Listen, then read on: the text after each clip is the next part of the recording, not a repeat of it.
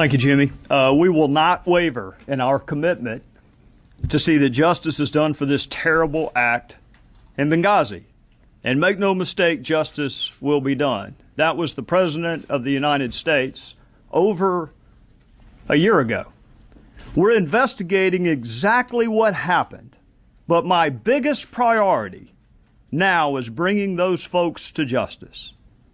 That was the President of the United States over a year ago. No one has been arrested. No one has been prosecuted. No one has been brought to justice. We don't even have access to the witnesses. You and the media were good enough for my 16 years as a prosecutor not to tell me how to do my job. And so far in Congress, y'all have been good enough not to tell me how to do my job. I'm not telling you how to do your job.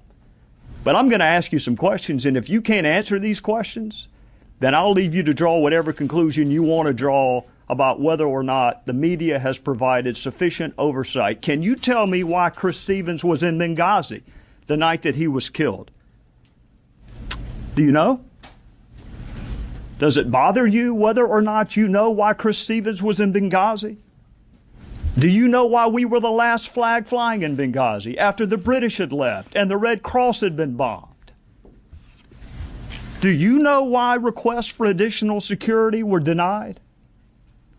Do you know why an ambassador asking for more security days and weeks before he was murdered and those requests went unheeded? Do you know the answer to why those requests went unheeded? Do you know why no assets were deployed during the siege? And I've heard the explanation, which defies logic, frankly, that we couldn't have gotten there in time. But you know, they didn't know when it was going to end.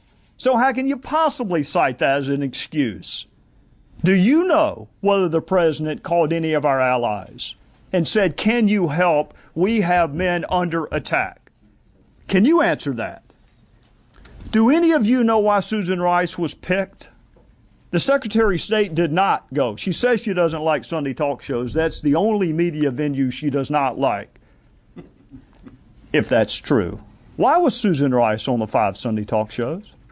Do you know the origin of this mythology that it was spawned as a spontaneous reaction to a video? Do you know where that started?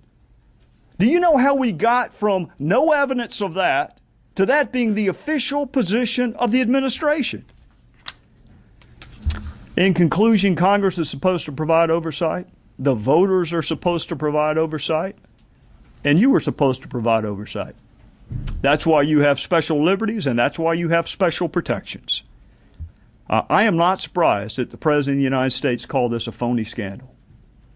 I'm not surprised that Secretary Clinton asked, what difference does it make? I'm not even surprised that Jay Carney said Benghazi happened a long time ago. I'm just surprised at how many people bought it.